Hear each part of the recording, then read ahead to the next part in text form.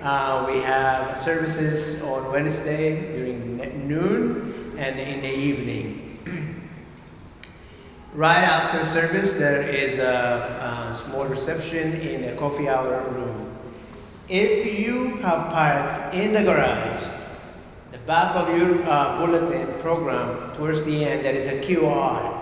You need that to get out of the garage. So have this program with you on the way out so that you can use to get out of the garage.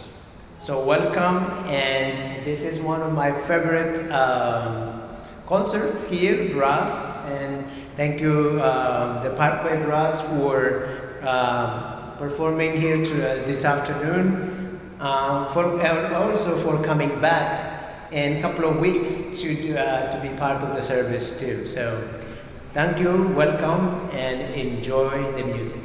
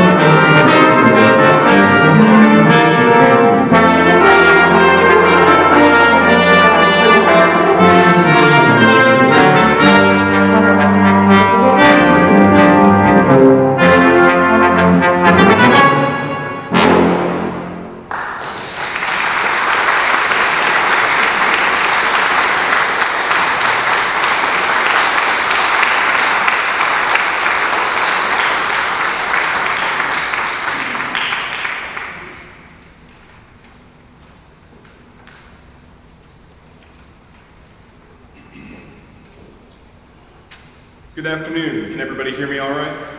My name is Sam Baranowski. I am the tuba player and will be your MC for this afternoon of brass music. We are the Parkway Brass, Christchurch's brass ensemble in residence. We're so glad that you could join us this afternoon for what we hope is a wonderful program of some classics, some newer pieces, new to us, new to you, and we hope you enjoy it. That first piece was the Suite from the Monteregian Hills, written by Morley Calvert.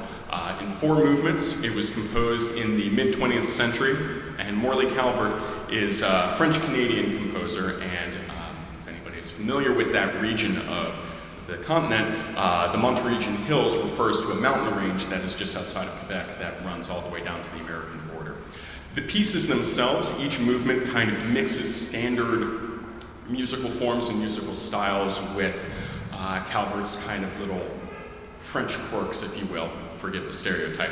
The first movement was entitled La Marche, obviously a march, think Sousa, but French, and a little light and dainty and delicate. The second movement, Chanson mélancolique, literally a sad song, a chanson referring to sort of medieval period pieces, and obviously the lush textures and the lyrical melodies through there. The third movement, Valse ridicule, literally a ridiculous waltz. I think with the time changes and the tempo changes, that was self-explanatory. And then finally, Dance Villageoise, forgive the pronunciation, the dance of the village people, if you will. Not those village people, but just traditional villagers, if you will. Combining a traditional French-American carol along with a lively and robust melody over top of that. The next piece we're going to perform for you is another multi-movement work, simply entitled 3 Pieces by a German composer named Ludwig Maurer. These pieces were originally from a set of 12, and these are just 3 that were taken out. Maestoso alla marcia, Andante con moto, and Allegro grazioso, un poco agitato. Maurer was a Romantic period composer, and these pieces definitely reflect those sensibilities. They're very pretty, but relatively straightforward. Originally scored for 2 trumpets, 2 E-flat horns, and trombone, these have then been rescored here for more contemporary brass quintet. Again, we are the Parkway Brass. This first piece you heard was the suite from the Monteregian Hills, and we're about to perform 3 pieces by Ludwig Mahler. We hope you enjoy.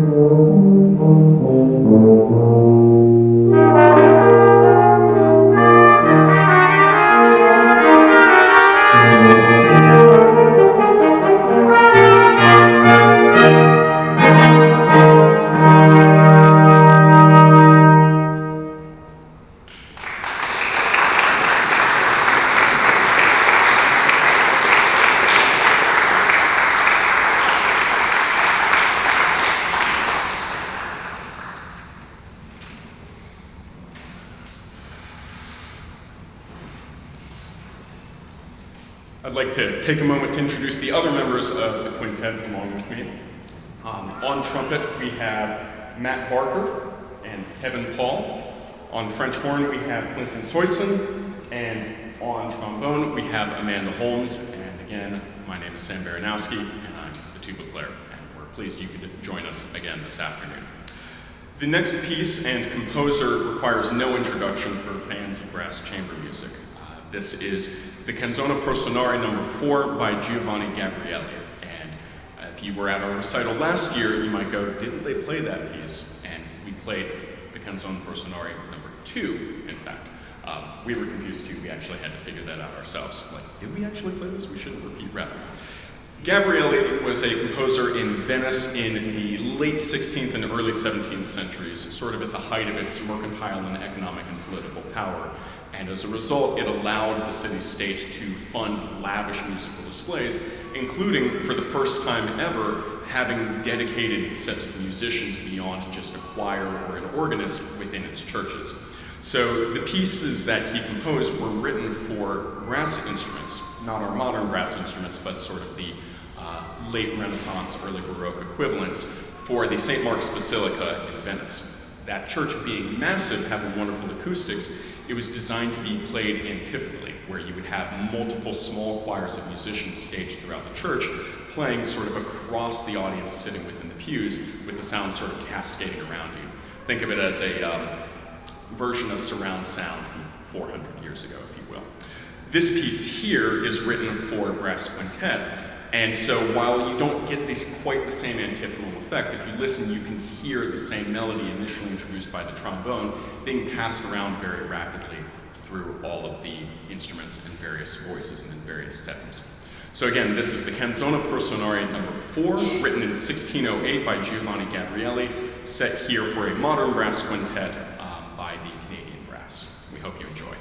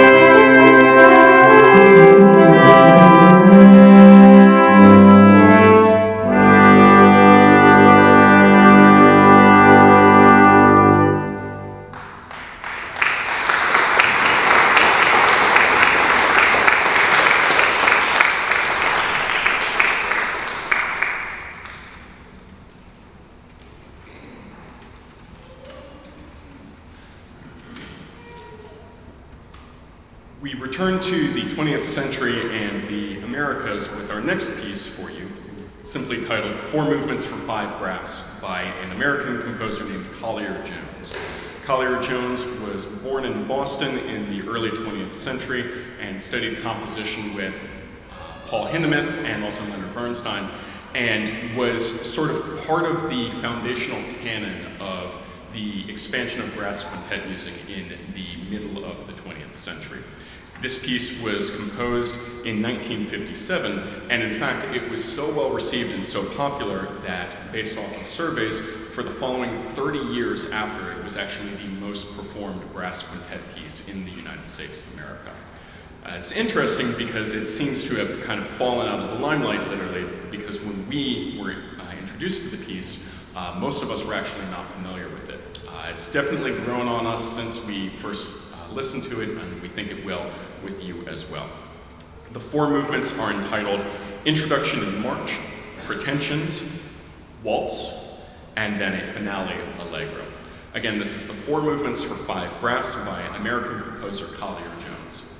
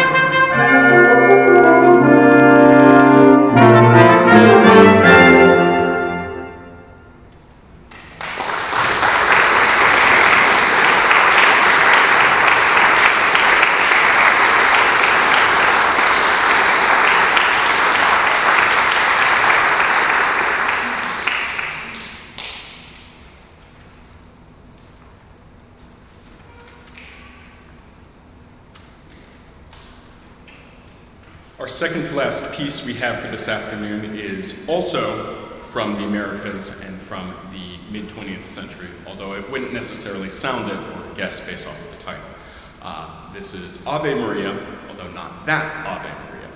Same text, but a more modern setting, originally written for chorus by a German composer named Franz Biebl in 1964.